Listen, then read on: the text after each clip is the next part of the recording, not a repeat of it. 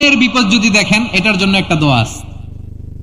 অনেক সময় আমরা দেখি হাসপাতালে ক্যান্সারের 3rd স্টেজে চলে গেছে, লোকটা হ্যাংলা হয়ে চিকন হয়ে হায়রে কি কষ্ট পায়, দেখি না?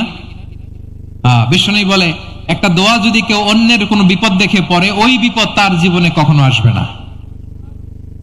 শুনবেন? শোনার আগ্রহ আছে? অনেক সময় হয় যে আমরা মহাসড়ক দিয়ে যখন চড়ি, দুর্ঘটনায়, আইরে আল্লাহ, দুর্ঘটনায় মানুষের মাথা একদিকে, দেহ আরেকদিকে, ব্লিডিং, এরকম হয় না? আল্লাহ তুমি হেফাজত করো। বিশ্বনবী বলেন এই দুর্ঘটনা দেখে কেউ যদি এই দোয়াটা পড়ে, তার জীবনে সে কোনোদিন এরকম অ্যাক্সিডেন্টের সম্মুখীন হবে না। শুনবেন?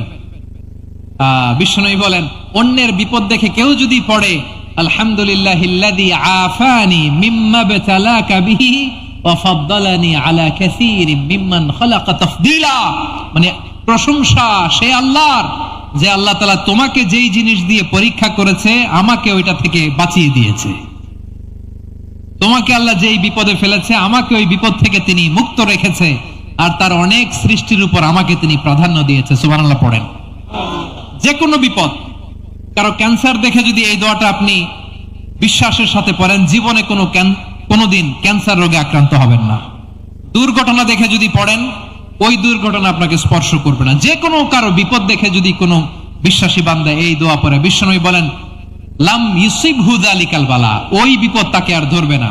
উফিয়া মিনহু মিন যালিকাল বালা কাইনাম মা কান, সে যতদিন হায়াত পাবে কোনোদিন ওই বিপদ তাকে স্পর্শ করবে না। এই দোয়াটা পড়তে রাজি আছেন আমার প্রিয় ভাইরা? তাহলে পুরো